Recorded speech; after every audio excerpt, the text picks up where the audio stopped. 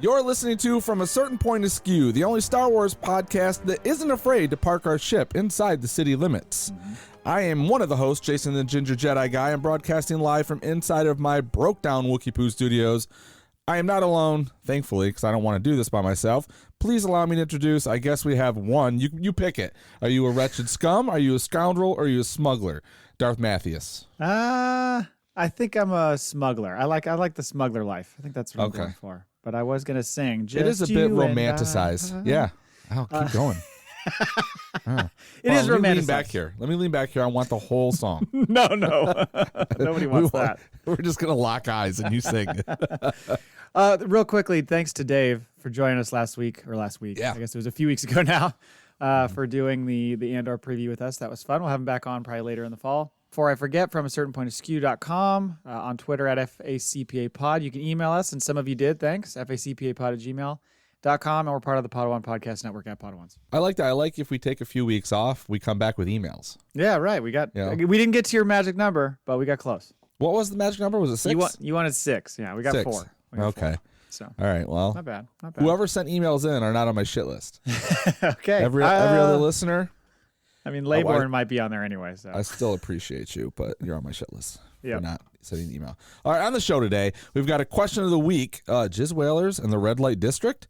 In the news, we got the Acolyte production and casting. There's quite a few things there actually. Disney Day Plus. Or Disney Plus Day, however you want to say it. Jedi's Return, D23 Expo. Some of this stuff is, obviously, if you're listening, it's probably been covered on 900 other podcasts, but we haven't had a chance to talk about it. So we're going to get our little feelers into it. We've got trailers for Mando Season 3, Tales of the Jedi, Bad Batch release day, the Skeleton Crew, and Ahsoka updates, or Ashoka, if you listen to this show. Andor episodes 1 and 3 is the big bulk of the episode. We're going to cover all of that, and then we'll go into the I guess mailbag, which we've discussed 4 of them. 4 whole mailbags. 4. No factoid this week. We'll work on that for next time. Oh, I was actually down here. I was gonna plug one in, but then I started scrubbing. Nope, there's a word there. Yep. Shoving food into my face. I think we have enough to chat about though, so it's okay. We really do. So let's get into question of the week. Sorry, you had the question of the week. Yeah. Okay, so, and like, is anyone going to be shocked that this came from me? Does the Red Light District in the Morlana corporate zone, right? Did I get that right? Is the Morlana corporate zone, right? Yeah, or Morlana. I don't know. Okay. Either way, yeah. The Morlana corporate zone run on kyber crystals? And if so, do they bleed just the one time, or is it monthly? Oh, man. I think this is a good question. I think I read it very, very fast when I saw it on the doc, so I didn't read the part about bleeding, apparently. So I was just like, what is it, the vibe that you see when you walk in that place? You felt like it was like illuminated by kyber crystals? I was taking it a little more PG rated. You went beyond that. I have a problem.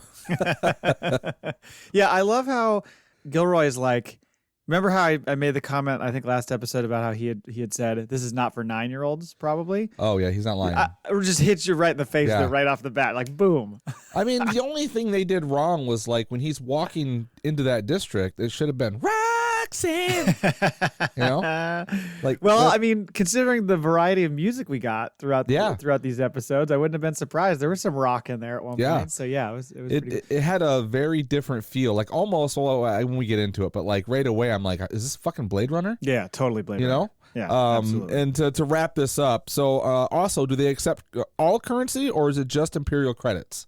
How are these running? Because I could see, like, Outer Rim stuff kind of taking whatever comes, but the they're kind of they're what are they? They're outsourced from the Imperial, right? And then they kind of run these districts. It must be Imperial credits only, right? Don't you think? It has to be, because of given where they are. I mean, they're on like the main. I mean, granted, this is a corporation-run planet. It's not the Empire-run planet. Like they're like almost like a subsidiary or something, or an affiliate of some kind. Yep. So, but they still operate under kind of the purview of the Empire. So I would think that they would go with their currency for sure. I mean, I don't think you could spend like random currency you find on other smaller planets. No way. If you it was a high price too. If you come with the Imperial credits. Every other time you get a free HJ. That's right. There's a bonus there. Yeah.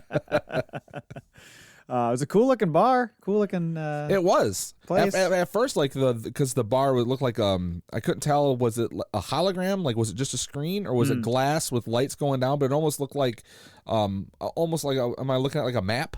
Right, yeah. Or a blueprint of an area? But it turns out really the only hologram was the Ovisian dancing. Yeah. Yeah. And is that At like first the, you weren't sure what it was, and then you see the face, and you're like, oh, it's like the Mark Hamill voice character from Rise of Skywalker. It's like that guy. Boolio. Well, it's so weird because like if they're at a sex place, right? Because when he's walking down the street, you see him in the bubble bobble windows. Yes. Right?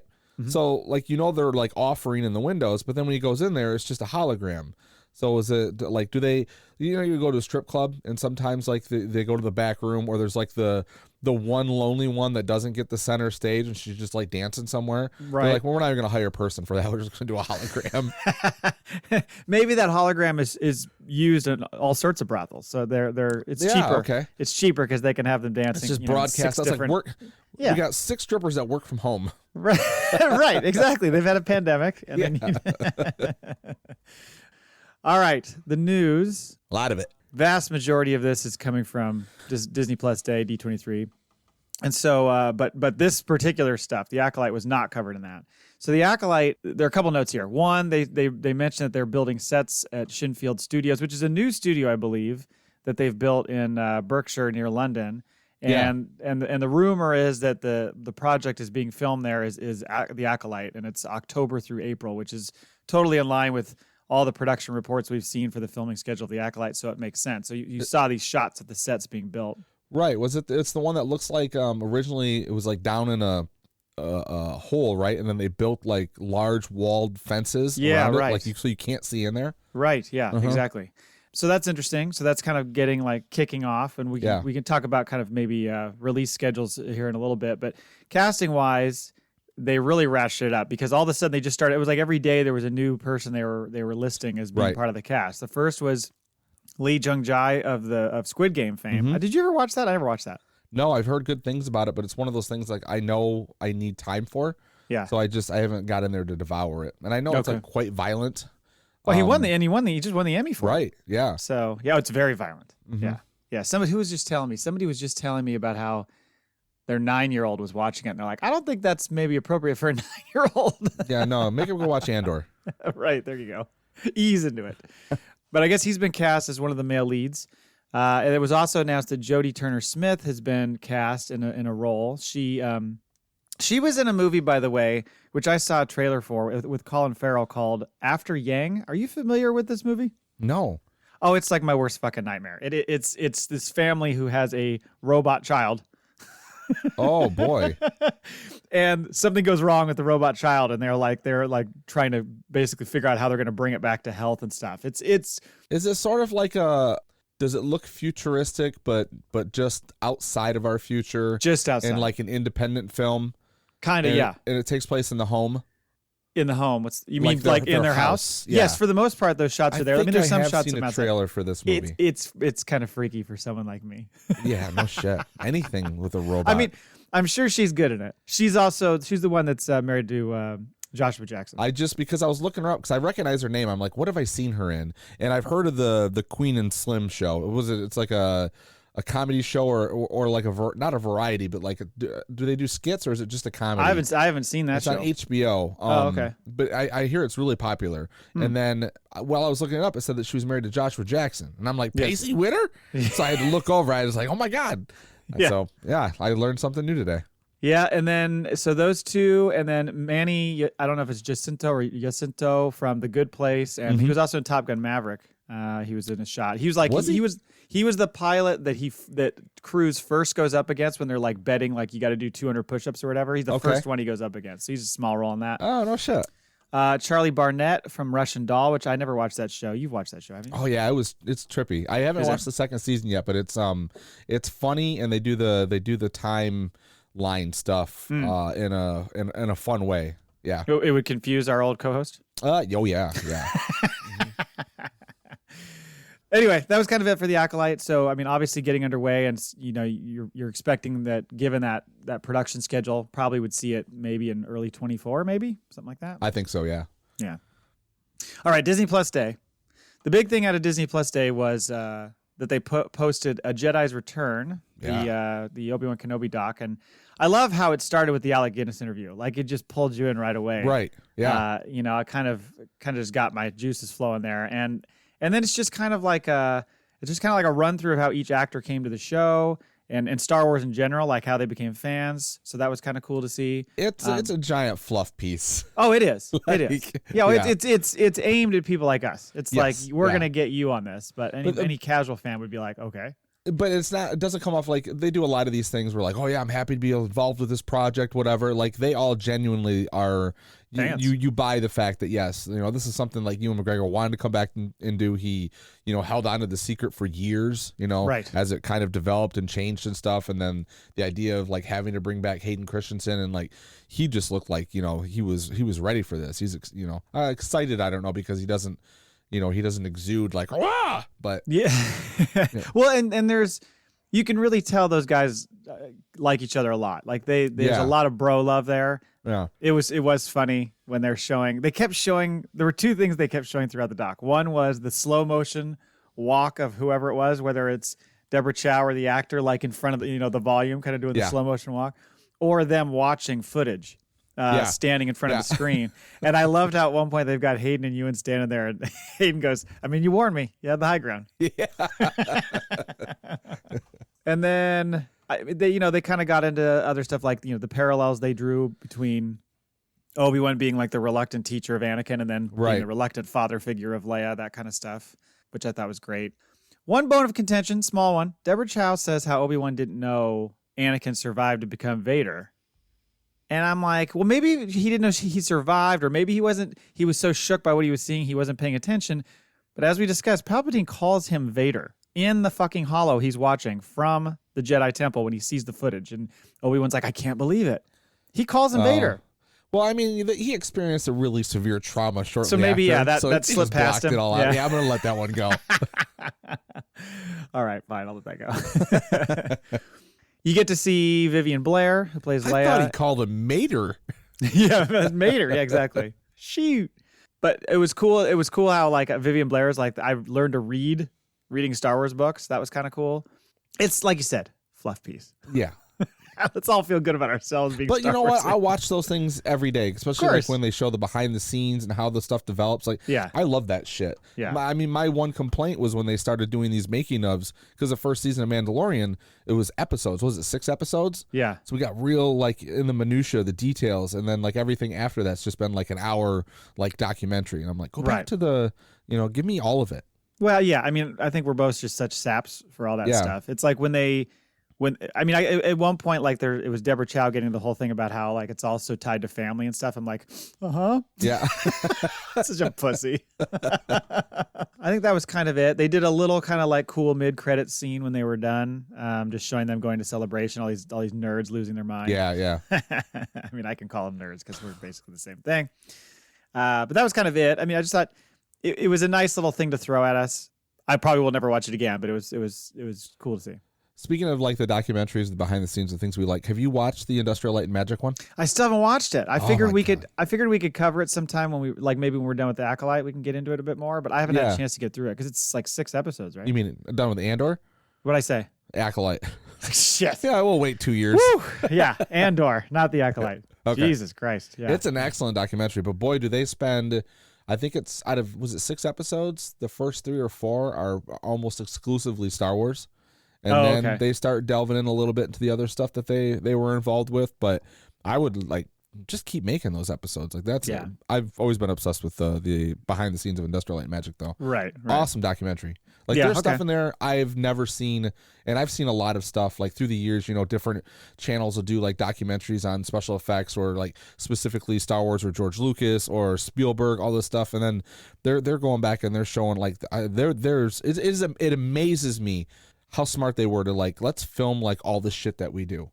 And then where does that stuff set for years? And they're like, just like pull it out of the archives. Right. Especially because like they didn't know what they were making at the time. I mean, it could have been a big, huge turd. So it's like, hey, there's probably somebody who said that. Like you're filming us do this? Come on, man. It's too much pressure. I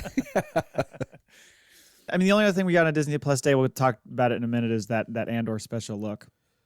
But getting into D23, which was the next day, I love how that stuff's all back to back. Ton of news and trailers here. Let's start with Bad Batch. They didn't release a trailer though, did they? No, not for this. Yeah. Okay. But Filoni walks on stage and just craps all over me by saying, "Yeah, it's coming out January 4th." Like, dude. Yeah, we knew it was coming though. God damn it, man! Come on. Yeah. Because originally in their last trailer, I think it did say coming this fall. Like, as far as that whole September 28th date that was kind of thrown and bounced around, I don't think that was ever really official. But they did say at some point coming this fall. So clearly they've decided to slide that thing out, which, whatever. And that puts, I mean, the thing that made me think about the most is, I think it's a double episode drop. They're going to do the first one and then 16 episode season, which is what they did last time. Yeah. That gets us to like mid-April. So unless they're doing crossover, we're Mando's not seeing not Mando till April. Wow. Yeah, which kind of pushes everything out a bit, which I was a little bummed about because it was still the most recent thing we heard was February. And I'm forgetting how many episodes have the seasons of Mando been? 8 or 10? 8? 8, yeah. I think it was 8 both times, yeah. So yeah. And I'm sure Ahsoka will be the same. I would think Ahsoka will be in the summer at some point. And then you've got the Skeleton Crew would probably be next, I would think. Because that's in production right now. So maybe that comes out in the fall. Yeah. So that probably takes us to 2023. So a busy year, but they're not going to overlap stuff, it seems like. I mean, the only other thing, and we can kind of get into that now, is the Tales of the Jedi. He kind of talked about how it's a 6-part series. They're shorts, but they're all dropping on October 26th. So we do get that thrown at us, during the Andor season, not the Acolyte season, the Andor season. The trailer. What'd you think of that? I had to watch it a couple of times because I was just kind of like, I don't know. But the more I took it in, I was like, okay, Clone Wars kind of animation. It's nice to see like Ahsoka back. I like the idea of seeing like 3 different, her as a baby, then sort of like in training, and then later on, so you're seeing like the evolution of the character, and the same with like Qui-Gon Jinn and Dooku. Which I know. I'm interested in seeing that stuff. Yeah, well, on the Ahsoka thing, you see her as a baby and stuff. Then they show her training with Anakin, and it's a whole it's like straight out of the movie Miracle, Herb Brooks. Again. And the cool thing about that, or eerie, or whatever you want to say, is it looks identical to what happens to her in Order 66. She's surrounded by clone troopers. Yeah. So it's like the same, literally fighting, like someone matched it up, I guess. The one where she's up on top of the stand before she jumps through the ceiling. Yeah. Yeah. So training pays off, folks. I guess so. Yeah. For your kids. Right.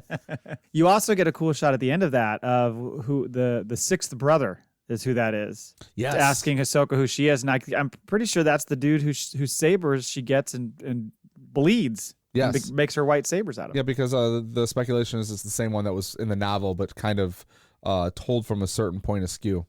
There you go. Yeah.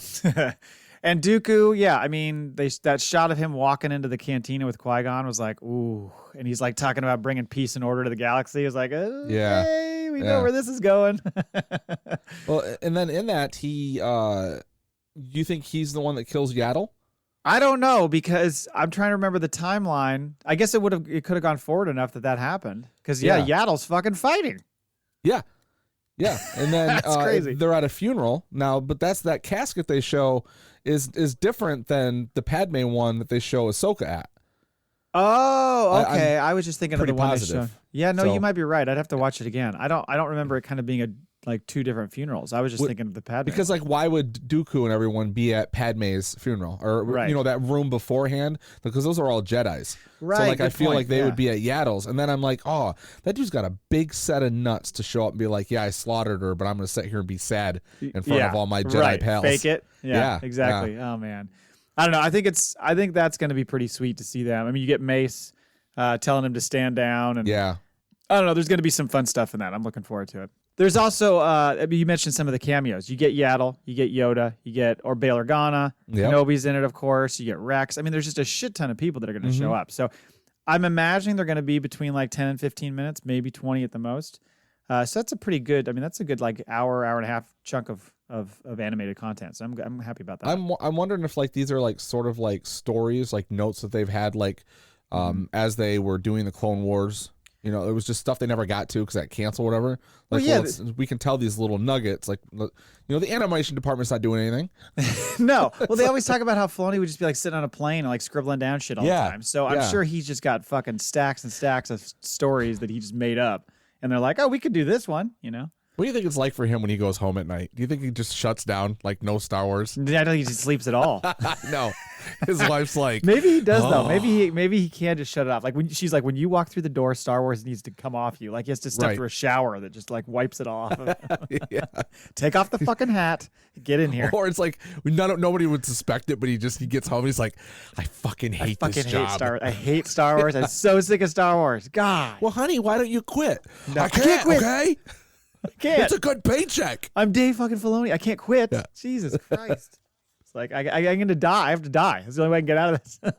Right. Oh man, stay safe, Dave.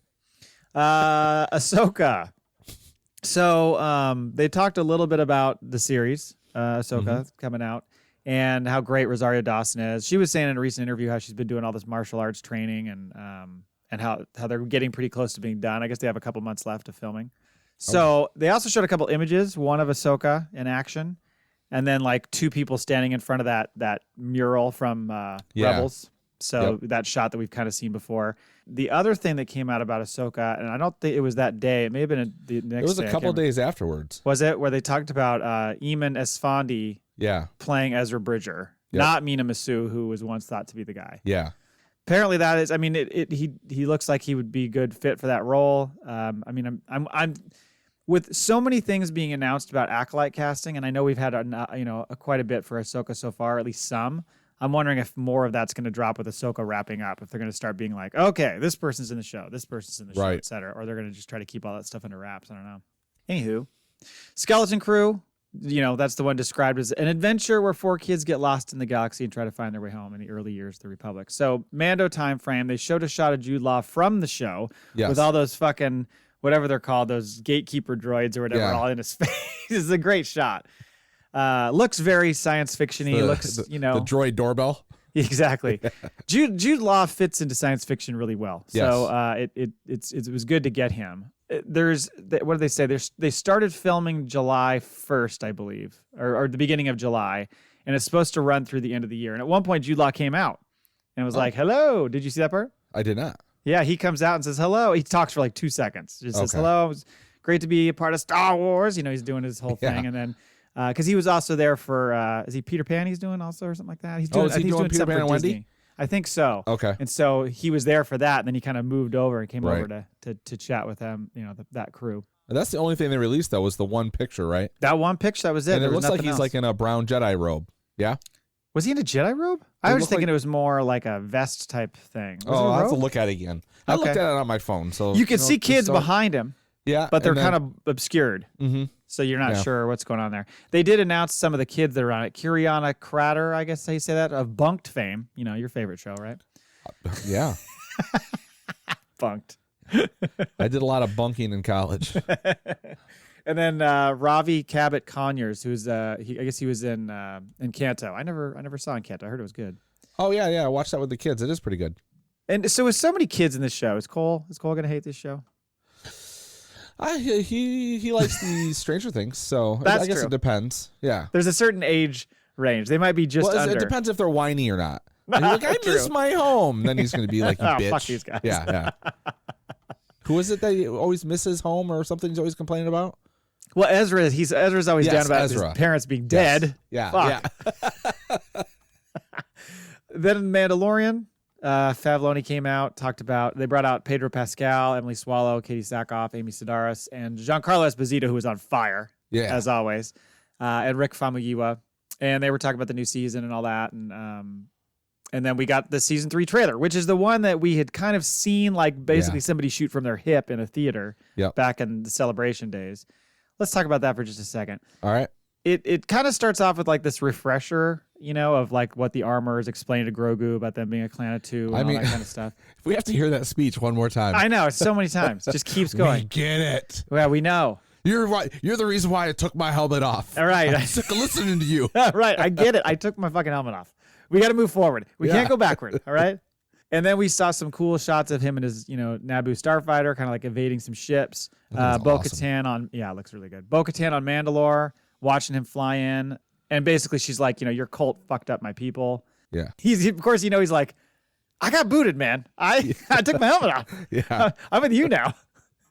Hey, what's up with the new ones where he like kind of walks through the four? I know. And they've all got like freshly painted helmets on. Yeah. New Mando crew. Uh-huh. Yeah, he's got new homies. I thought that was kind of cool. And then I don't know, I couldn't tell who all was in the shot where like they like hit their chest or whatever and drop out of that thing and fly down into town.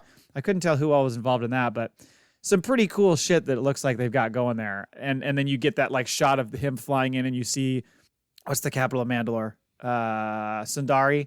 And it's all like it's all like beat to shit and blown up. It looks like it's going to be great. I love that they're taking it in that direction and going, let's go heavy on the Mandalore stuff now. I agree. Yeah. I like the legacy and the mythology.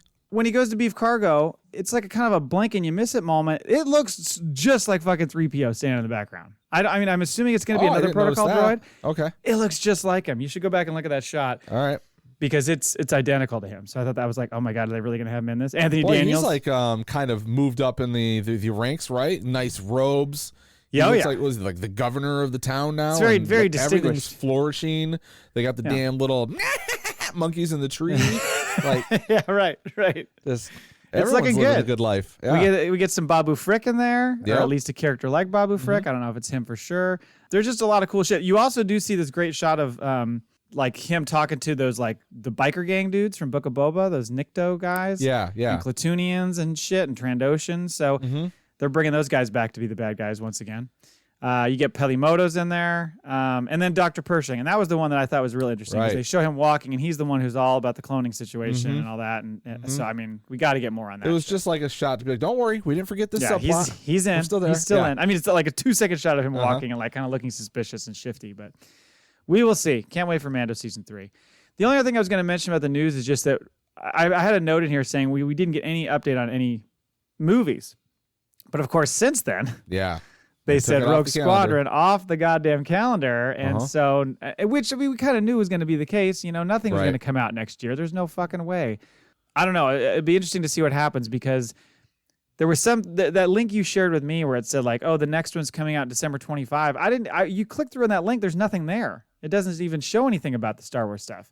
I think that's just the original schedule where they said 23, 25, because it was 23, 25, and 27. So I think, someone was just plugging off of that and saying, okay, they're going to move to that. I wouldn't be surprised because you and I were kind of talking in the chat room about it, and the Avatar movies and the Star Wars movies are supposed to be so every other. It goes Avatar, Star Wars, Avatar, Star Wars, but Cameron is known for like tinkering and playing and turning in movies way late. Yeah. So if they were smart, they'd just start making a Star Wars movie and then it just goes in wherever Avatar's not ready. So yeah, exactly. Do we need to get in the room again with them? Do we need? I think so. We're never in the strategy meetings. Yeah. Guys, listen, we've got it. They keep losing our number. We don't do budgets, so I don't know how this is going to work, but this is what we think you should do.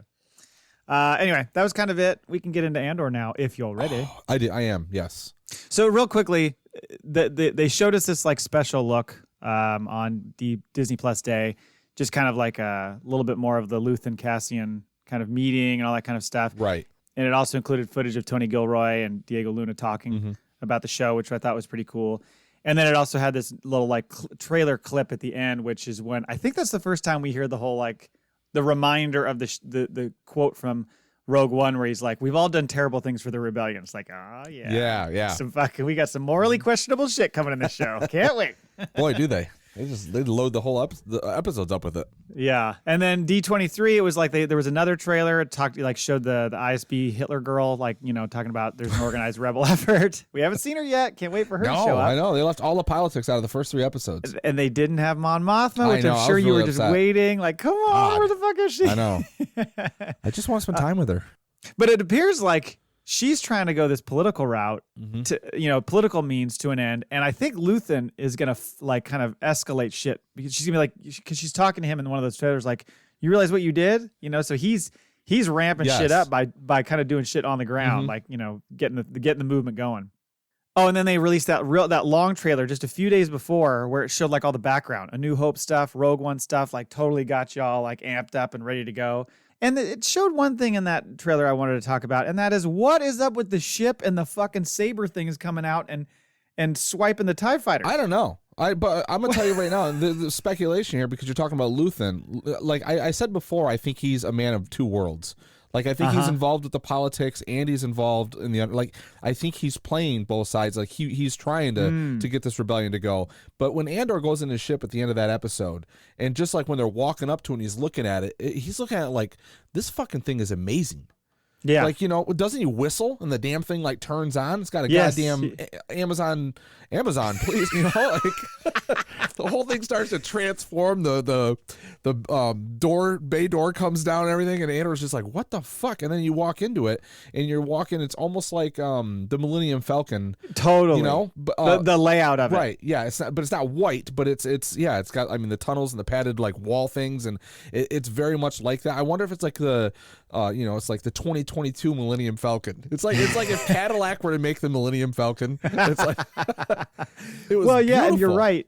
You're right. Cassian is looking around. I think it's because he's so used to being on a bunch of junkers, like these tiny little transports and stuff. So he's like, "What the fuck is this luxury model?" But also, like, why am I running around with this guy getting shot at? And he's like, "You need to come with me." And then all of a sudden, like, we're getting on the like this dude.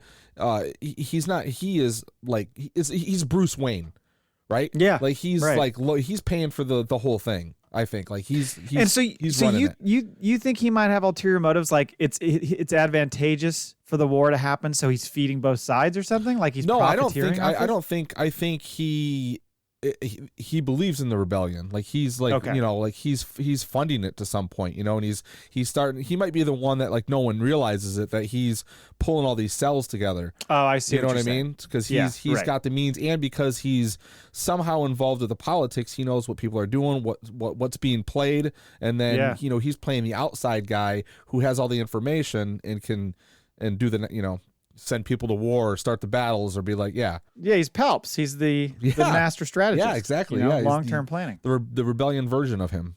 Ultimate project manager. Mm-hmm. But I thought that ship was crazy with the whole. We've never seen that before. They shouldn't have put that in a trailer. That's a holy shit moment. Like you're watching and you're just, what the fuck did I just see? That's like the depth charges from Boba or from Jango. But you know what I mean? It's like that level of, whoa, what the fuck is that? You know? Mm-hmm. By the way, also Gilroy said that they're starting filming for season 2 in November, and it goes through August, which means it's going to come out in 2024. So that's when we'll get season 2. Dude, I went down like the Tony Gilroy film collection this week, man. Right. Oh. Yeah, we did our homework. Yeah. Because you were joking about how, I need to go see Rogue One again. Yep. And then like 3 hours later, you're like, it was so good. I'm like, you already watched it? Yeah, because you sent that trailer bit or whatever in the morning. Yes, and I watched it. I was like, mm-hmm. It gave me fucking chills. I was like, I need to watch this movie again. And I got to work and I had some time, so I just pushed play, started watching it. And then I've been wanting to like watch Michael Clayton forever. Like it's just, I gotta watch it again. Clooney's awesome. I remember that. So I threw that on afterwards and I watched Michael Clayton. Still amazing. Holds up. Like it is. Have you ever seen it? Oh, yeah. I just don't remember it that well because it's out so long ago. It's good. There are like some really it being good. Gut punch scenes, but also like just the dialogue. Like that's what I like about Tony Gilroy is the dialogue and the way he makes everything so real. You know, everything he does. Just feels so weighted and so real. And I'm like, okay. And then I'm flipping through Hulu and Duplicity shows up. And I think it's the only Tony Gilroy movie I've never seen. So just by happenstance, it's Clive Owen and Julia Roberts. And it's like this cat and mouse corporate espionage type game they're playing. I think I saw that.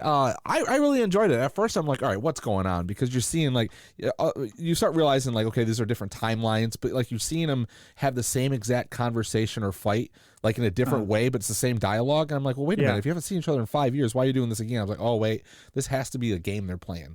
So then as you're going along, like it was smartly done. You can pretty much sign me up for anything Clive Owen's in. Yeah. I will watch anything Clive Owen's in. Did you ever see Shoot 'Em Up? Did I see Shoot 'Em Up? The movie where I don't know if I saw the movie where he's basically like Bugs Bunny with fucking weapons. Oh, no, I don't think I saw that. What's his face? He's in Duplicity. He's in Billions right now. He was Fuckwit or Baba in the Howard Stern movie. NBC. Oh, you're talking about Giamatti. Giamatti, yeah. Giamatti's in it. But Giamatti is like fucking Elmer Fudd. But they're like, it's so violent. It's the most ridiculous movie you've ever seen. Like everything is like, the shootout happens and he's got like 2 pistols, never runs out of ammo. It's like it is funny. So fucking. But you're like the whole time you're watching it. There's a scene where like him and what's her name? She's the really like the sexy French chick from Matrix 2. I could look it up, but anyways, like they're having sex and she's holding on to him, right? Is that the movie? I believe so. And he's like in the middle of a shootout. There's a scene where like he's running through a warehouse holding a baby. The whole movie is about protecting this baby. I can't remember. It is so ridiculous. I watched it twice in a row. It's like, what did I just watch? I mean, I was able to watch the King Arthur one he did, even though it wasn't good. I still watched it. Oh yeah, that was a shit storm. That was Antoine Fuqua, right? It was pretty messy. Yeah, it was pretty. Keira Knightley, great cast. Yeah. Who's the other one? Was it Orlando Bloom? No. Fuck, wasn't Stellan Skarsgård the dad of like the Viking crew in that? Huh, that could be. Oh my God, we're off the rails. Yeah, we are. Anyway, go see Croupier. Really good movie. Okay. So kind of overall thoughts on Andor. Yes, I agree with Gilroy. I mean, this is probably the best writing he's done since The Cutting Edge. The Cutting Edge? Like Topic? He did that. Shut up. Hold on, let me look it up. There's no fucking way. I mean, he's old enough to have done that, but that was like, what, 89, 91, something like that? I was looking 94? Up his credits at one point, and I saw... Yeah, so he wrote The Cutting Edge. Oh, my Lord. That was his first movie he wrote. That's like if you look up David Cope. I think his first movie was Toy Soldiers. Was it? Yeah. Oh shit! Great film. If you like that era of young actor, Sean Austin and someone else is in that too, right? Well, the dude who was in Stand By Me, who was in Star Trek, he was in that one. Yes, yeah, I believe Will Wheaton. Yeah, I think he was in that. Okay. I don't know. It was a fucking crazy cast. Anyway, all right, back to Andor. Guys, we're talking about Andor here. But like you just talked about his writing, and I think that's one of the things that, first of all, this feels very different than any Star Wars we've ever seen. Very different vibe. There's way less winks and nods to stuff we know. Mm-hmm. It's just a straight up new story about a character that we are familiar with. Yes. People are going to complain, and already are, about about the pacing. Oh, this is so slow. I've heard people say like it's there, blah, blah, blah. To me though, it's like he is taking his time to really like set up the emotion, to create the atmosphere, to build the world. Yep. Because these are all so far planets we're not familiar with. And I love the fact that he's doing it and taking his time. I think if you sat down for that 3-episode arc and went, okay, let's go, expecting tons of action sequences, you were probably like, what the fuck? Because there were some. But there was also a lot of like, kind of subtext stuff going on. And there wasn't a ton of like, like exposition stuff. Like you kind of learned it by just conversations, but not necessarily them just laying it all out. Mm-hmm. I just love the way he set the whole thing up. I think that the people who are complaining are probably people who don't wait for their wife to come. They just blow their wad and check out. They want it and they want to get out. No, there's no nuance whatsoever. Not about their partner, right? Yep. Exactly. I can see that. I thought it was a brilliant idea to do like the old like corporate towns, right, where they go in, they set up, and then they build the towns around them, and they're all kind of live there, and like everything is built because of that corporation and the security group. Like once we get into them, interesting character. Yes, but and all of this is like, I mean, it's stuff that you could, it's relatable to current times in many ways, as far as the whole like, and I'm not going to pick on like Amazon or something, but you think about these major, huge corporations that essentially dominate worlds or dominate places or whatever. It's very much, based on that kind of stuff. Also, I read, did you ever read Master and Apprentice, that book that came out about Qui-Gon and Obi-Wan? I did not. So I'm almost done with it. And there's for those people who have read that, this Primor, I think is the shortened version of saying it, corporation, has some serious, I don't know if it's Circa or Churka corporation vibes, very similar feel to it to that book. So I think there's a lot of parallels there. Episode 1. Yeah. I mean, we could do an entire episode just recapping that opening scene that we've already alluded to with the with the fucking brothel. But you know what? Smartly done to the point where, like, if you're kind of aware of that, so like if a 9-year-old's watching it, a 9-year-old's just gonna be like, "Oh, it's kind of a club or something." It's subtle, right? Yeah, it's subtle. Yeah, but like the second he's walking down the not the hallway, he's outside, like the sidewalk or whatever, and the windows. I'm like, there is no fucking way that is what I think it is. Like, I love it. Yeah. I mean, as we talked about, it kind of has that the Blade Runner feel. The rain, it's dark, it's all the characters. But when he goes in there, it's the leisure zone, by the way, which is where I would spend all my time. Oh. They call it the leisure zone. Okay. At one point, I think the nerd Syril, whatever the guy's name is, the deputy inspector guy that we hate. Okay. He refers to it as the leisure zone, I think, at one point. It's funny because I don't know if you've ever been to Amsterdam, but it has there's a feel like that. Yes. Where like there's a place that we used to refer to, I don't know, one of my friends called it the alley of the world for some reason. It's this very narrow alley that goes through and winds. It's probably only like 6 to 8 feet wide. Maybe it's a little bit bigger than that. But you kind of have to, like, if somebody's going the other way, you almost have to like turn. Okay. All along there in are the women. Windows. They stand in the windows, right? In windows up above, but also in like glass doors right there that you can just like open up and go. It felt very much like that with the bubbles. And so it was like, I can see where they pulled this from. By the way, I was talking to a friend of the show, the Arthurian historian. Uh-huh.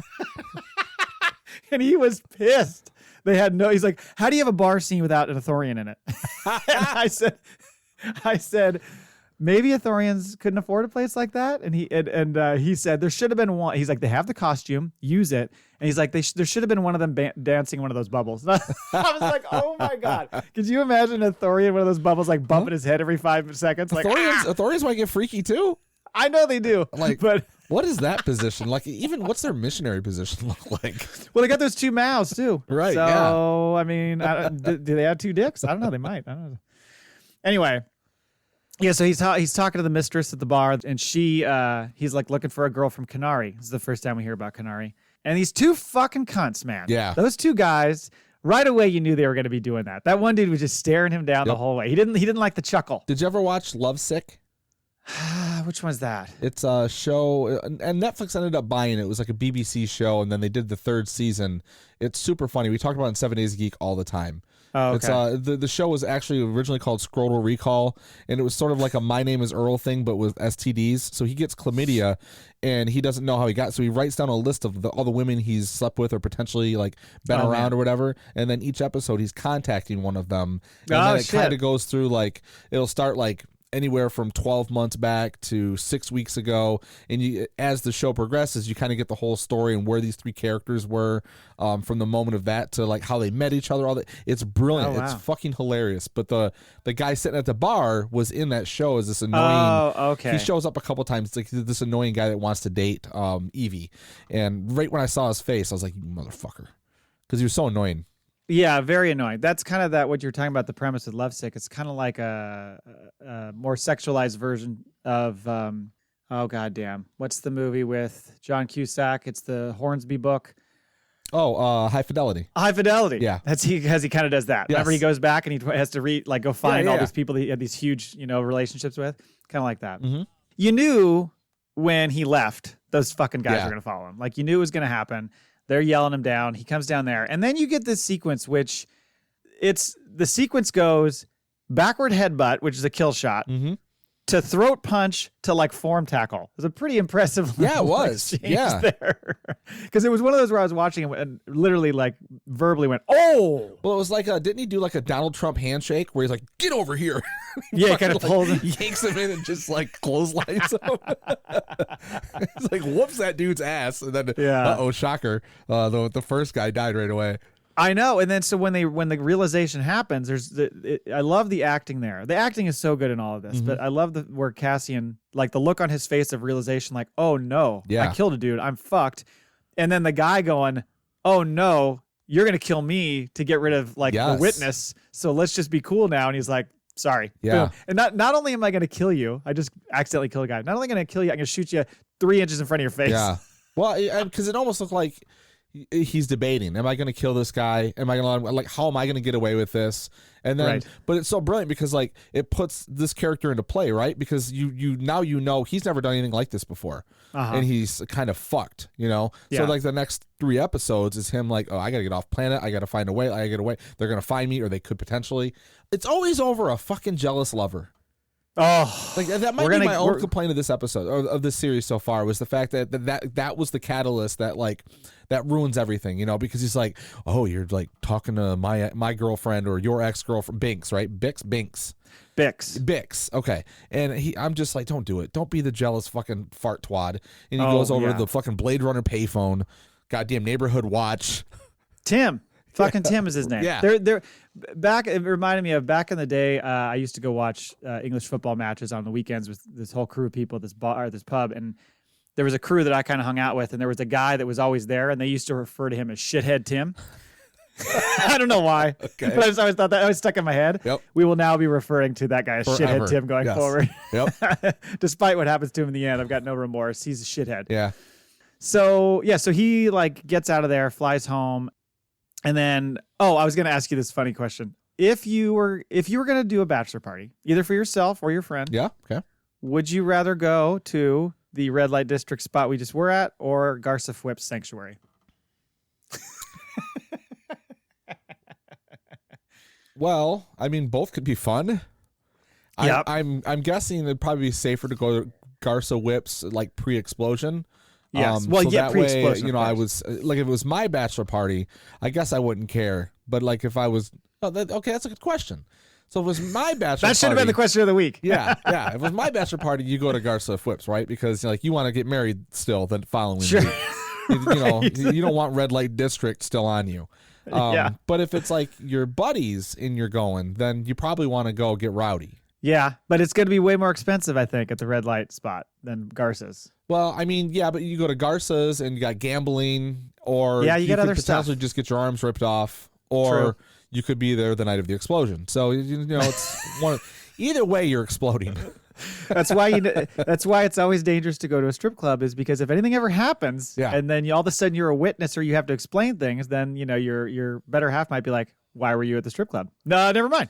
I always found it really weird that couples have a problem with like going to the strip club. I mean, I guess some of them you can go to and like pay to get a handy or something in the back, right? So okay, but like just going to like watch the dance or what? Who gives a shit?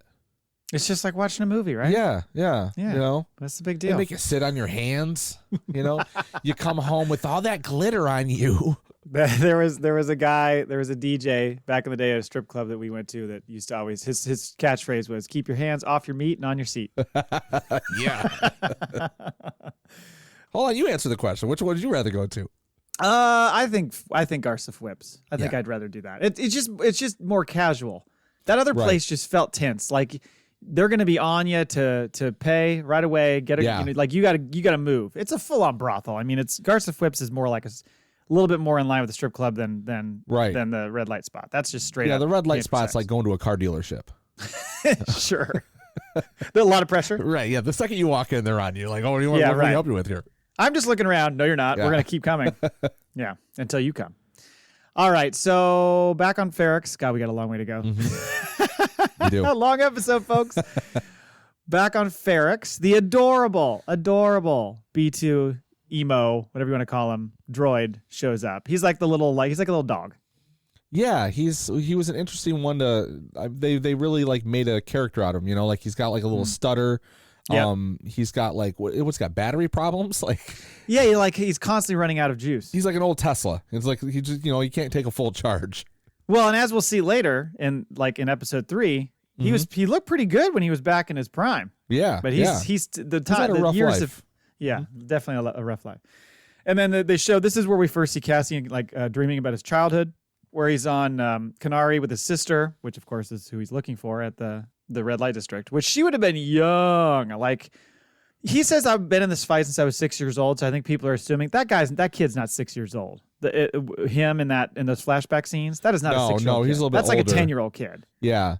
But which you're right, because when you see the ship crash, they all, it's sort of like you would think like the Amazon seeing something crazy like on our planet, but like when they pass the dig site later, they've seen machines and all that stuff. So whatever happened there at some point, he must remember that. I'm thinking that was the recall, the original recall. That's what I think. Yeah. I think that's where the 6-year-old thing starts. Yes. Is from that point. But his sister would have been, I mean, I think technically if you look it up, he was born in like 26 BBY. So he's supposed to only be 21 right now, which is like, Okay. Okay. Wow. 40-something-year-old guy playing a 21-year-old guy.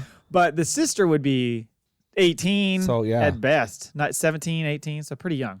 Anyway, they show them, with this crew of teenagers and kids, and they see the damaged ship go by and partially explode or whatever. And by the way, I do like the fact that the ship he eventually gets rescued by Marva is where he is, like his little hideout. Yes, in the junkyard. Camper junkyard spot, and that's when he goes and he sees his buddy Brasso and like kind of gets their story square and all that kind of stuff.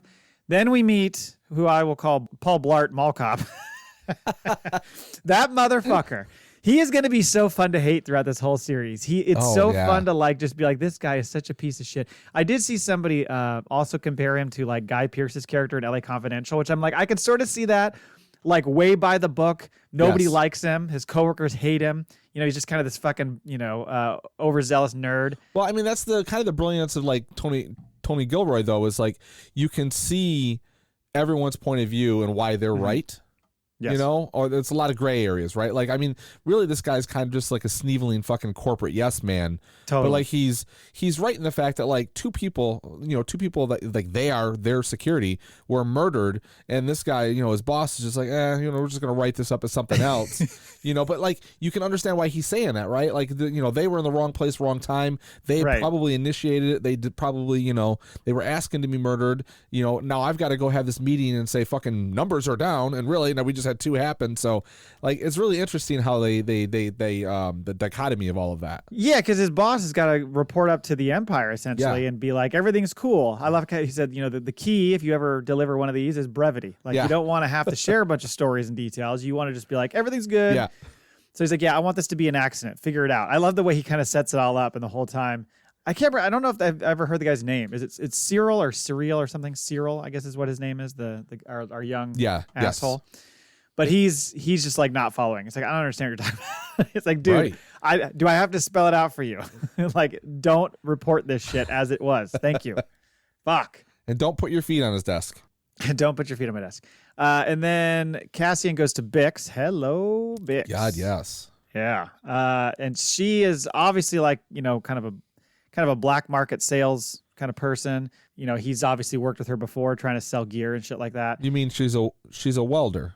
She's a welder, exactly, as her cover. A lot of sexual tension going on. Obviously, they had something in the past. Yeah. There's a little bit. She's still mad at him since he grew the beard out. It might be. Yeah. She's like, I liked you more without the beard. But I love how this is where you first really start to get the references to like, Cassian Andor fucks. Like, this guy gets a lot of action.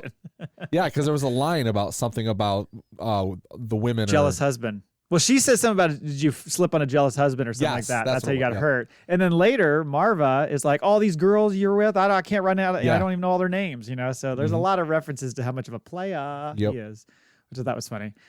So he's basically like, I got this hot piece of shit I need to sell. Hook me up with your guy. Yeah. Which is like, you said he wants to meet me. I was like, I was holding you back before. I know, exactly. Why'd you wait? Yep. Yeah. And then that's when we see Timm, who's, fucking shithead Timm, who's watching this all go down. He's getting suspicious. He doesn't like the look of it.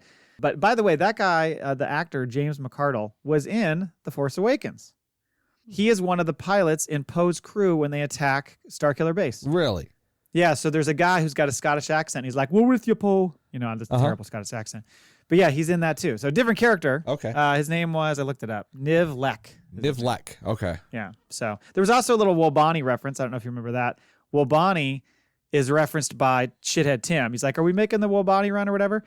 Wobani is the planet that Jyn Erso is on at the very beginning of Rogue One, where she's like where they rescue her, where they pull her out of that truck. Yeah, that's Wobani. Okay. So there's like two nods, like the whole fucking 3 episodes. You're so used to all these little placements and things being referenced. There's just not many at all. And, I think I spent the first episode just kind of looking at the background, looking at things, trying to see if there's anything. And I didn't notice much. And then I was like, I don't care.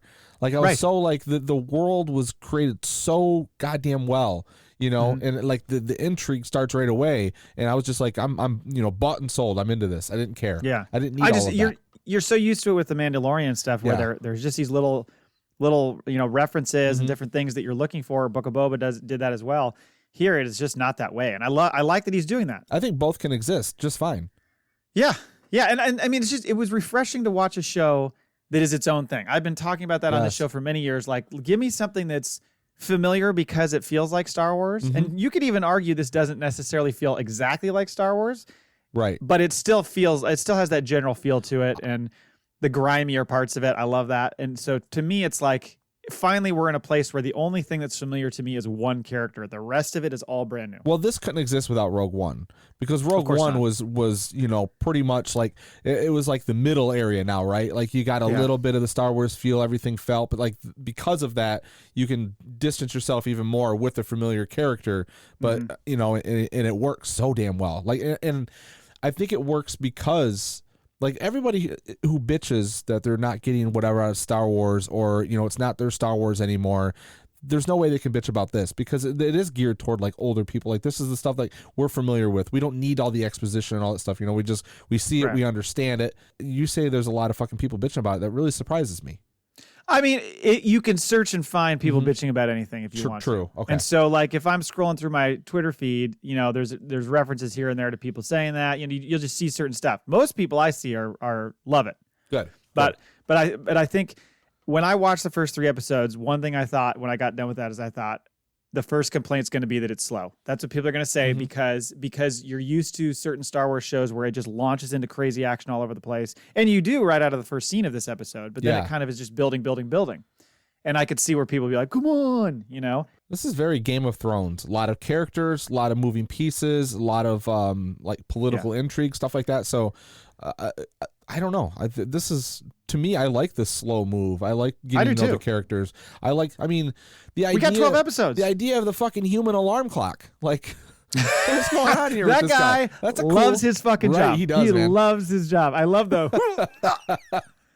Because we were speculating, what does that mean? Is that guy like announcing a curfew or something? But it's really just like a quitting time and start your day time. Yeah, like that's kind of it. He's like the Flintstones clock.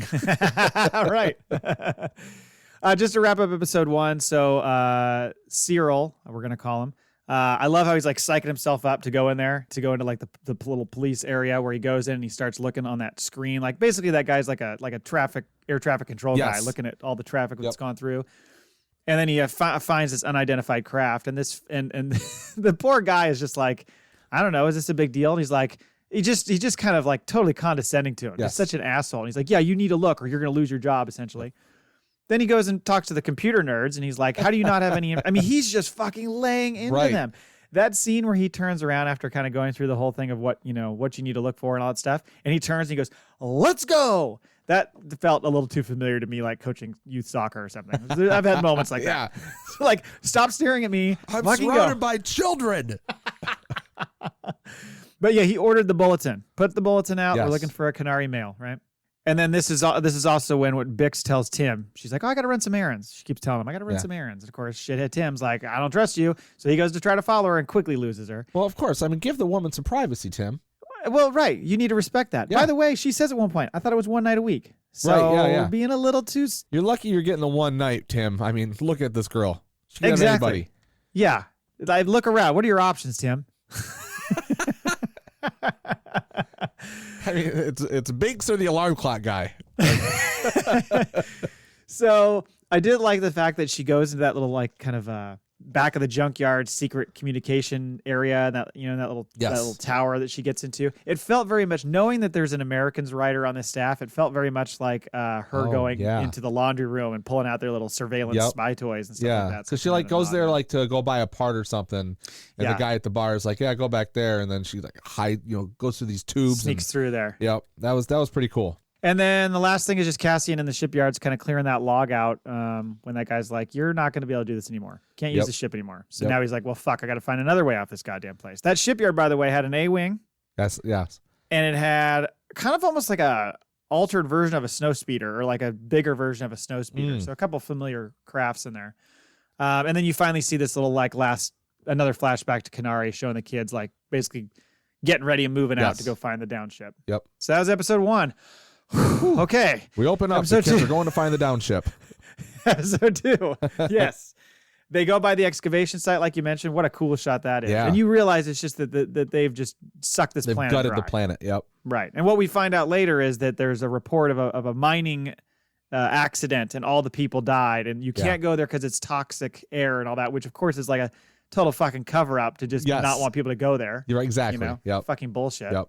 You mentioned the dude banging the tower chimes. Then we go to Cassian finally going home, I think, right? Doesn't he go back to his house and we meet Marva for the first time? Well, yeah. Oh, he runs into his buddy in the square that he owes money to, and then he's got his big buddy, his big friend. He's like, "Well, you just told me I had to stand here." I know. I was love laughing at that. And then he looks at him at the end. The guy's like, "What?" Because you can imagine, like, you're gonna fucking get your buddy all up for something. He's like, you get your other one involved. He's like, "Look, just stand here," but he doesn't know what's going on. Yeah, so just need to stand here, act like you're a big strong. He's like, all right, whatever you need, Andor's like, he just turns around and look, what the fuck are you doing here? Yeah, kind of disarms the situation pretty quickly. So yeah, I think the only thing there was before that was it showed Bix like shutting down the shop, and that's when she gets the notice about the Canary mail. They're looking for the Canary mail. She's like, oh fuck, and shithead Timm sees that as well. Right. Yeah. So then he goes home, Cassian, and Marva's just disappointed. She is just like, what the fuck?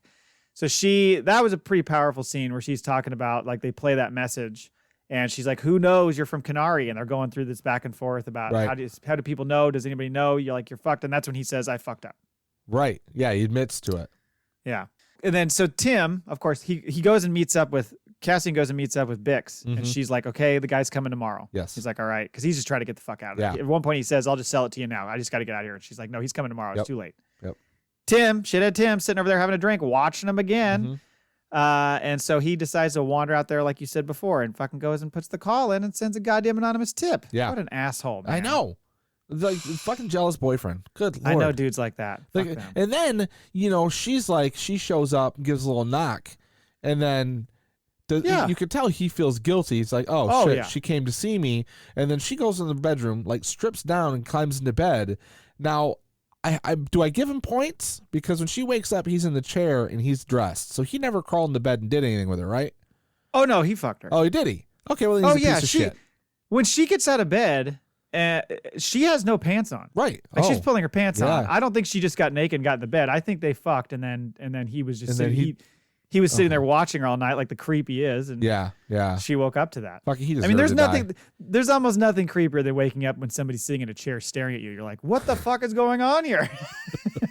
And where are my pants? Oh man. I think the next thing that happens is Syril comes in and learns the tip. Like, he finds out, oh, we got this guy. His name's Cassian. Yep. And at the same time when the madam shows up from the red light district bar, and it's like, she sees the hologram, so right there, and that's a smart move, because like, it isn't like, well, let's interrogate her, let's get information, does it look like the same person? Like, you see it all right there, you see it on her face, you see the hologram, he's gonna look, and like, it just matches. Let's move on. Right, exactly. Right, yeah, you don't need to show that scene fleshed out any more than that. And then later we meet one of the best characters in the show, Sergeant Mosque. Oh man, this guy is so fucking awesome, because he's this like pudgy ass kicking officer. It's fucking General Patton. He is. And just blowing so much smoke up his ass. Just like, right, sir. Good decision. Like, he's just constantly, I love when he gives the speech and he's like, very inspiring.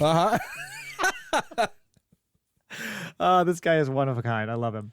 And then talked about the sexy time with Shithead. Then we finally meet Liam Neeson, aka Stellan Skarsgård. Yes. Okay. Yep. keeping it real. Right. Luthen Rail, the buyer, flies in, has to kind of like discreetly fly in and land outside the city and all that stuff. Again, flies outside the city, parks the ship. Yep. Yeah. Nobody parks in town. You can't park in town. It wasn't safe. His little computer guide said, nope, it's not safe. Yep.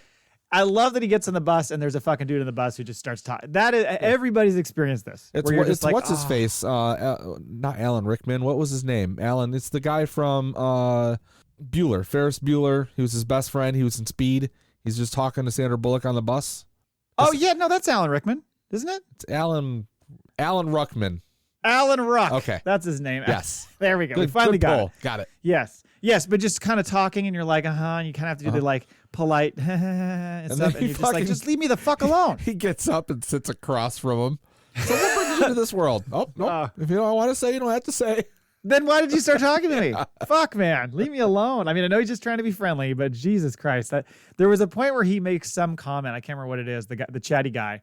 And Luthen just does this kind of like half grin. And it was like, I know that move. Yeah. I know I've done that, but you're just inviting more conversation by reacting with any sort of response. Yeah. So, yeah. So then we get this flashback to the kids again, sneaking up on the ship. I love the lead gal, by the way. She just looks fucking mean and badass. The lead gal of the crew of kids. Oh, yes. The leader. Okay. Yes, I liked her character. She just looks real angry and serious. They got like these cool like pokey sticks that are also blow darts. Yeah. I know. I love that. I love that little band of that crew. But she comes upon these like creepy looking people. They almost look like they've got hepatitis. They're like all jaundiced. Yes, yeah. It's something weird about because that does mean that the place is toxic. Is it toxic, or were those people just that color? I don't know, because I feel like they had the face masks on, and the ones who didn't were the color dying. Right, but the guy had the face mask on who was on the ground, and he was that color before he got up and took it off and shot her. He was already that color, even though he had. So what I was trying to figure out, and I mean I could be wrong, but what I was trying to figure out is, was it all a ruse to keep people from coming to this planet, to say that it's this toxic environment, you shouldn't go there? So they went with the masks, thinking they needed it. Oh, right. But these guys just happened to already be like, because you see all sorts of different human-looking type. Yeah, people. yeah. So I don't know. Nope, I buy that. You might be right though. I buy that. Because at first I thought it was what you were saying. I thought it was like, oh, they've been exposed to this toxicity, but why would the kids be fine? I don't know. And then so she like poke goes over, pokes the other guy, and then you see the guy get up. You're like, oh fuck, blasts her in the back. Yeah. And then they blow dart the fuck out of that guy. Man. They had hit him like 40 times. Yeah. Those things aren't that strong. I wonder, like, are they poison tipped, or is it just like it was you die by poison? the 1,000 cuts? You know, Death like of 1,000 cuts. Yeah, he had to have enough of them where he's like, oh, this really hurts. I'm gonna die now. Because he just looked annoyed at first, like fuck, just kept shooting. He was a terrible shot. I've been hit more times at the bar by darts. How did these kids end up there, and what is going on? Because like, were their parents part of the mining thing and got killed? Yeah. Were they left there somehow? I was trying to figure out how those kids ended up there on their own, because it wouldn't have been that long ago, because they're all still crazy young. You know what I mean? Right. I was trying to figure that out. Yeah, that's true. How long have they been living on their own? Yeah, like where's their? There's got to be at least one adult that's taking care of them. We're gonna need a book on Kenari. Yep. We're gonna need a prequel. Maybe. Let's go. Let's make a new show. Well, and also we discover in the next episode, because what I was trying to figure out too is some people were saying like, oh, it looks like a separatist logo on the people's on the ships, but in the next episode they're saying it's a Republic ship. Marva is referring to it as saying like, oh, a Republic ship's coming down. He's on a Republic ship. There's dead Republic people outside, so that is Republic people, and it made me think this is during the Clone Wars. This is Saw. The flashback. This is Saw's. It's Saw's ship or Saw's group. You think it's Saw's group? I think this is where the. Oh, I see what you're saying. You're saying Marva is part of Saw's group. She's connected to Saw. Or that ship was. Like, what were they? How do they know to go to it and rob it right away? And why was it? Because it looked like, was it shot down, right? It looked like it was shot down. Yeah. So, so you're thinking they shot it down. Something has to do, I think this has to do with like Saw. Could be. Could be. That's a good point. Yeah, I think so. Because their oxygen mask is the same one he wears when he pulls it off his chest and breathes into it. And then he's got the fucking pull back vacuum cord that tightens back. I just was thinking it was interesting because of the timeline, because it has to be like late Clone Wars. Yes. Given the age, somewhere around there. So I thought that was kind of interesting. But leader's dead. Cassian kind of stays behind. Like, I'm going to stay here and, see what the fuck's going on. Or sorry, Casa. Yeah, Casa is his name at this point.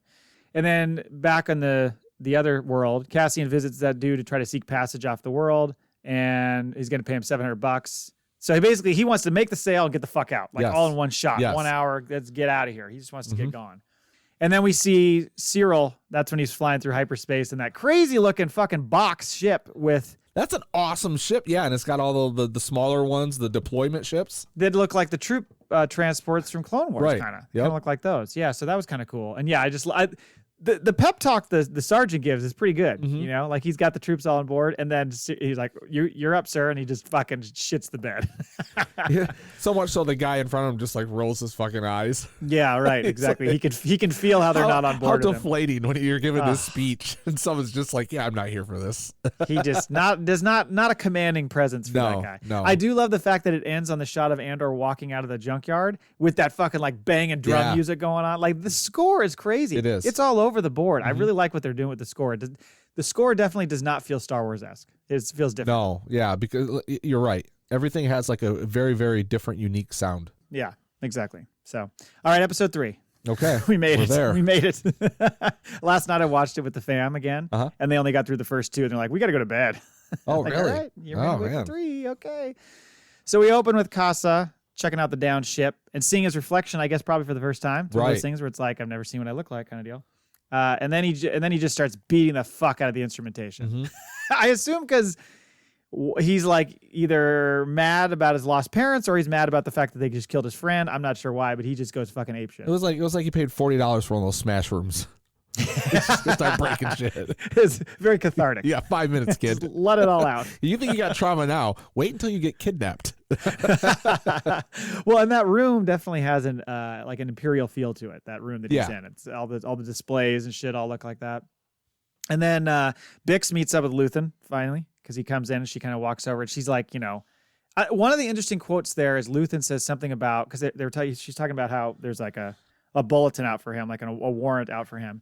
And he's like, well, he's from Fest, right? All his records say Fest. He says his imperial prison record says he's from Fest. So those scenes we saw in that like white sterile environment and all that stuff where I think that's him. We're going to get a flashback to that. Of him in prison? Of him breaking out of an imperial prison. Okay. I think that's what's coming.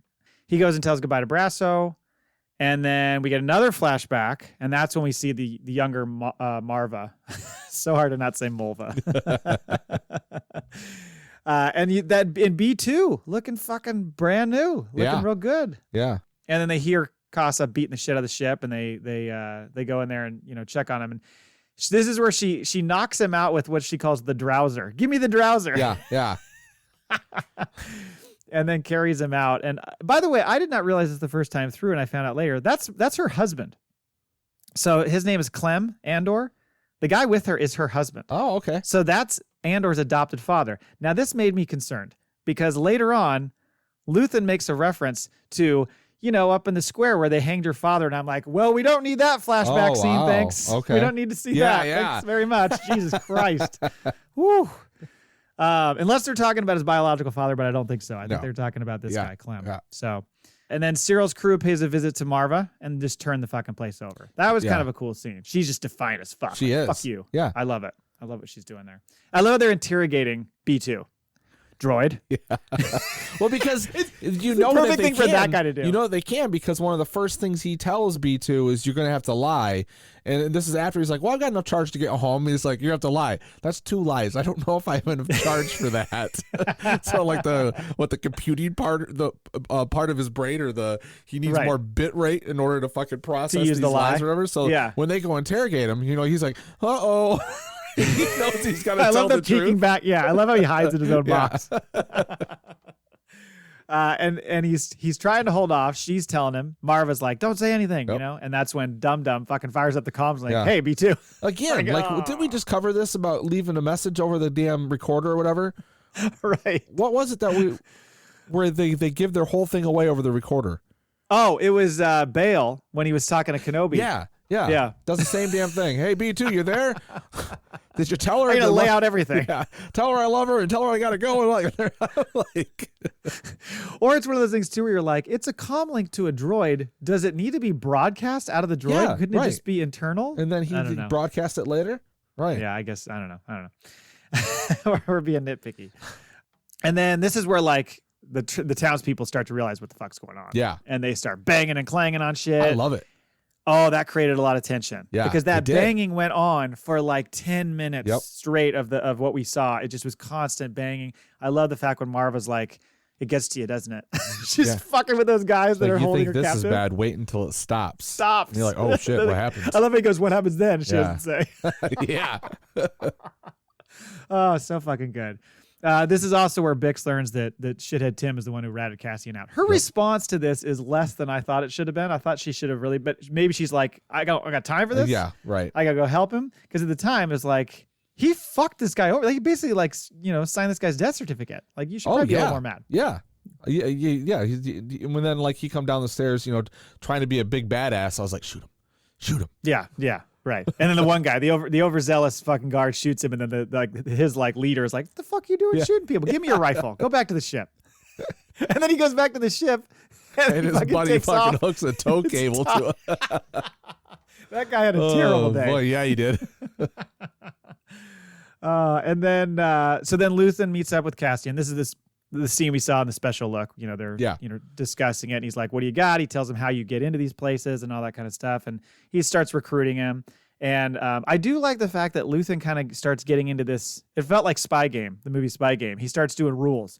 Rule number 1: never carry anything you don't control. Yes. Like the comms link. And then he goes, rule number 2: build your exit on the way in. And he does the slap charges on the door. So I think we're gonna get more of that. I think we're gonna get more of him teaching him how to be a spy. Yeah, because he's sort of his mentor. Exactly. Yeah. So that was cool. Then they get in this great firefight scene where they're trying to fend off the Gestapo, and then Bix gets caught because she runs, and somehow he just knows you look guilty. Right. Well, I mean, when you're walking toward 5 officers and then you fucking do a 180 and go running, it kind of sells the. You might know something. Yeah. Right. Hey, we want to talk to you. Yep. And then Timm gets killed. Timm in that moment was probably like, I fucked up. I got to at least act like a hero here. This is my only redemption. Yeah. To make her. Clearly he cared for her, but his jealousy got in the way of everything else. Right. Yeah. Let that be a lesson, folks. Yep. Jealousy is a bad thing. Yeah. It'll kill you. It'll kill you. So then the Gestapo gets in position to try to encircle Cassian and Luthen. They think they've got the jump on him, and they're fucking way wrong. And you get this fucking Luthen. He just murders all of them. First before that, I love the fact that Cassian puts the gun to Syril's head, and Luthen in the background, kill him. Yeah. And then he walks up. He's like, hey, fine, I'll kill him. Yeah. Yeah, that's a lesson he hasn't learned quite yet, but. No, you just got to kill these fools, man.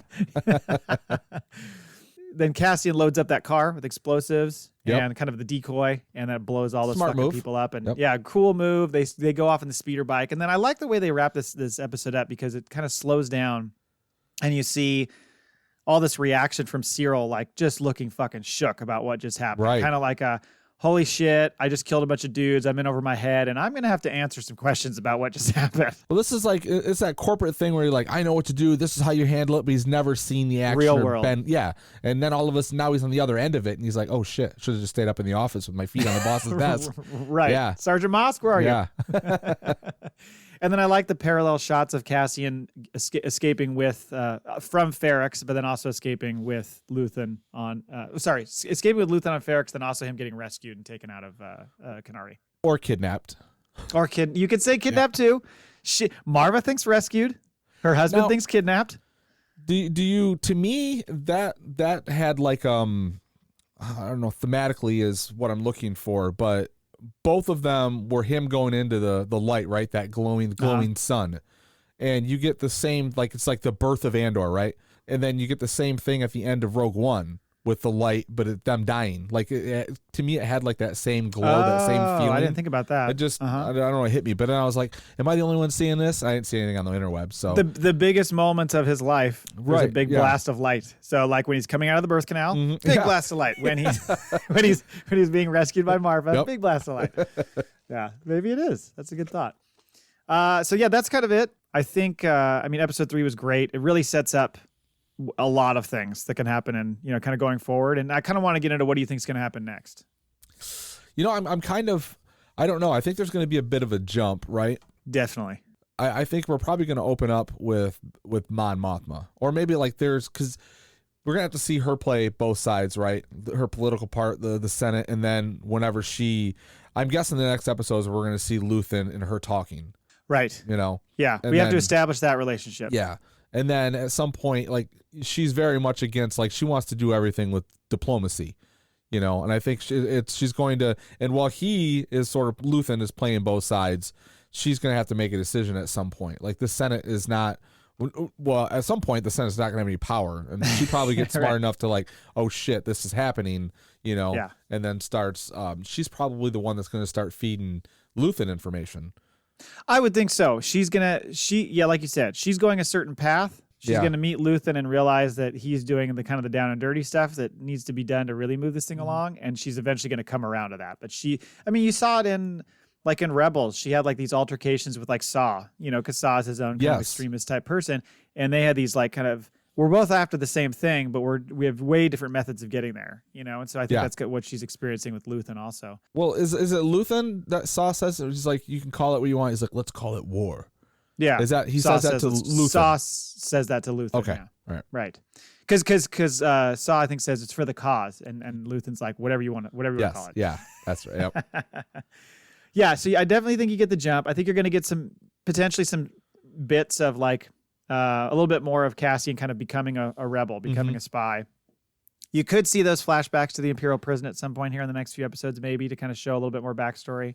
Actually, structurally, if they do like another 3, and they because now, why go back to the childhood, right? Now, I think we're going to jump both to him. So you're right. We might see how he ends up in prison and his escape tie in with the next couple episodes of what's going on. Because I know the next season is 3 episodes a year, 3 episodes a year, 3 episodes a year.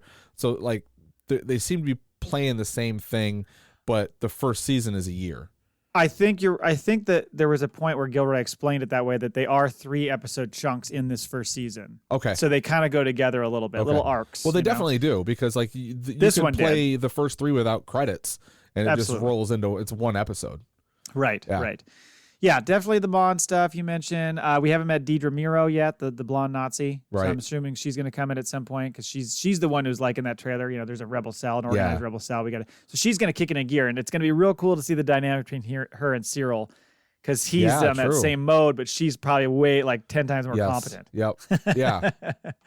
Well, I think we're going to see like sort of like Andor, Syril. I think we're going to see how he climbs the corporate ladder, and maybe switches over to like an Imperial something or other.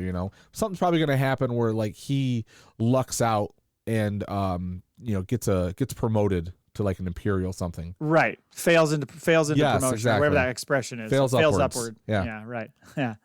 I can't fucking wait. And it'll be fun because, as great as it is to get the 3 episodes, it'll be nice to have 1 episode a week where we can just kind of get into the, all the bits about it and take our time with it a little bit. So we will do that in the future. I did want to point out a surprise to you. Oh.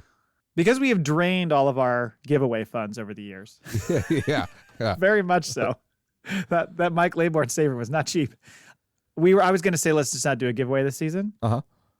Speak of the devil, Mike Laybourne stepped up, and he has this like Lego saber hilt that he made. Oh, really? So that is going to be our prize. So we will do a giveaway this season. Okay. So make it real simple. Thank you, Mike. Make it real simple. I love the interaction on Twitter and all that. We used to give points for quote tweets and all that. Right. It's hard to kind of keep track of.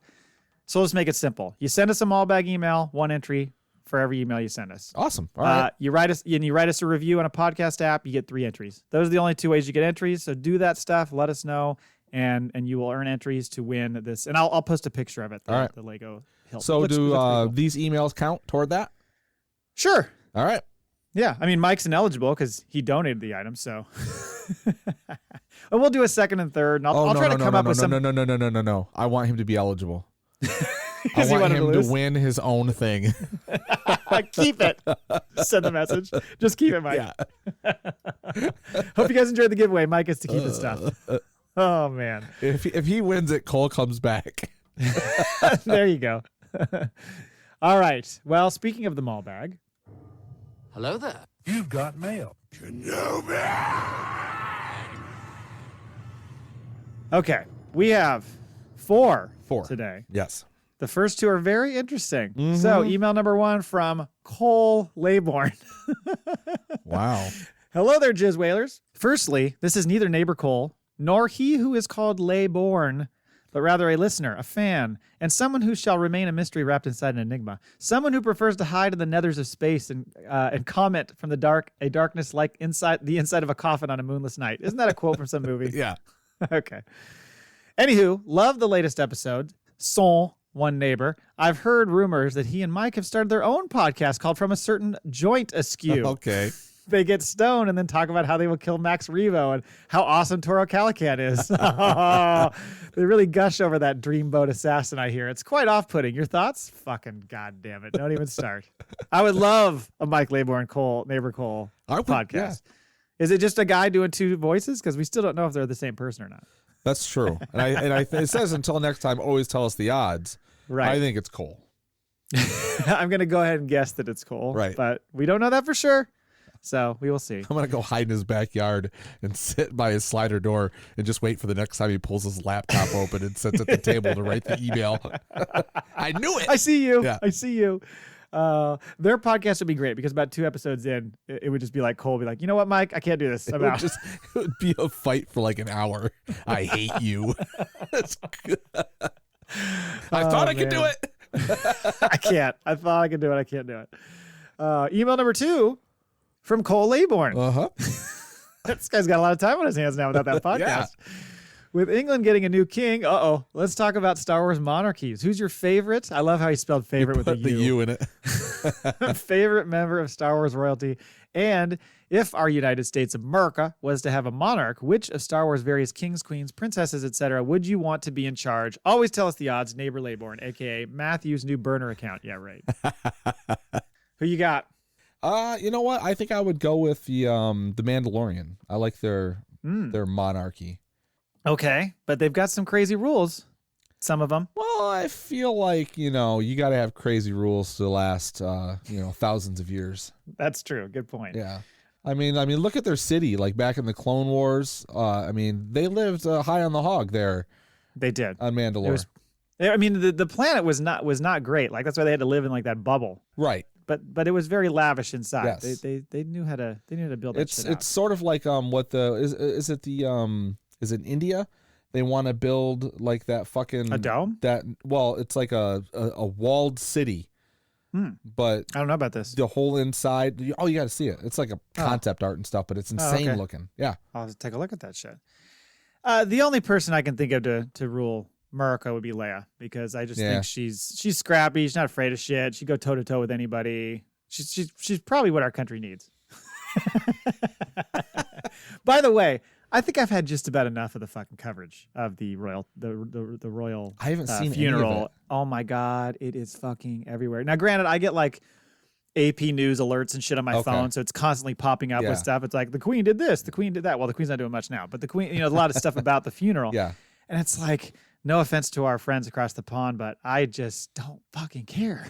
Granted, our political system's a mess, but still, it's just hard to watch that royal shit. My daughter had texted like our family group chat and said, "Oh, the Queen died," and I said, "You think today's gonna be crazy hearing about it?" I said, "This is going to go on for weeks." Like, I remember like when Diana was killed, it was just like it was like 6-month news coverage, and the royal family hated her. Yeah, right. Yeah, crazy. Email number 3 is from Mike Laybourne. Oh shit! God damn it! Hold on, I'm not doing my job. Hi, I'm Date Mike. Nice to meet you. Oh, this is the old one. Hey, Mike. Everybody hates This is a shout out to Cole. Yeah, this is the old one. Everybody wishes that you were dead. All right. What was the calendar before BBY? Obviously, they didn't know before the Battle of Yavin that it was going to happen. So how do they know what year it was? Just like in real life, Mike. They used to track stuff BC. Yeah. They just write down 10 BC. I got a hunch. This guy's coming. It was, so we're going to do our calendar. It used to be BA before Acolyte. There you go. And AA after Acolyte. Yeah, I don't know what they would have called that before. That's a good question, because I always forget how they tracked it in real life before that calendar. I don't know. I don't remember. Yeah, we're not scholars. I'm trying to think if any of the Knights of the Old Republic or the stuff that took place long ago. Like if there was any like how they tracked stuff. I don't recall anything though. I'm sure Laybourne has the answer. He just probably writing does. an email to make us sound like a bunch of dumbasses. This is the guy that used to do fact per fiction. I mean, when's our next fact per fiction, Mike? Why don't you get on that? Yeah, hey, Mike. I hope you win the Lego hilt. All right, and finally a late entry into the Maul Bag. In parentheses, I'll read from my phone. Okay? Well, because I have it on my phone, I have a chance to copy it over the notes. This is from Brian Hughes.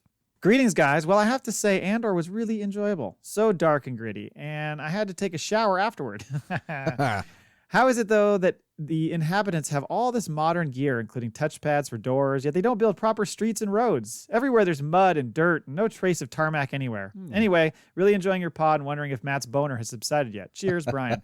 Well, let me look. Nope, it's still there. It's still there. It's still there. It keeps like jumping up on the bottom of the screen at me. It's hard to wear jeans. I'm not going to lie. That is true. Like, there's like no Star Wars road commission. Well, I mean, you see it in other places. You see it on other planets. That's but true. Lothal had lots of long roads. Went to a tower that was just always. Yeah, they had that sweet road. Yeah, it was like terrorist 101 right there. But the town itself was just like these dirt. It was just dirt spaces. Like, it wasn't a road at all. But outside the city to go out to the tower was nice and fucking paved. I don't know. It's all about money. I was gonna say, maybe the Republic, like, they just didn't believe in roads, and then when the Empire came in, you started seeing roads, and everyone's blowing them up, calling them the bad guys, and maybe they had a good thing going. It could be. I think it's just priorities. These people are trying to survive, so they need the little luxuries of home. They don't necessarily need streets. Let's face it. You're hovering. Every vehicle you're in, you're pretty much hovering. I was just gonna say, where we're going, we don't need roads. Yeah, exactly. Good point. Thank you. Thank you, everybody, for sending those in. You are entered into. Is Cole eligible? I don't know if he's eligible. Friends and family of the show. Cole isn't, but that Cole Laybourne could be. Cole Laybourne could do it. Yeah, he could be. If Cole Laybourne wins, then we get to randomly choose who gets it. All right, that's fair. That's fair. All right, so we're going to wrap this up. We'll be back next week with another episode of Andor and news and everything else we want to talk about. Might be just us. Maybe we'll have a guest. We don't know. Until then, thank you for listening. And podcasts are built on hope. The Force is strong with prostitution.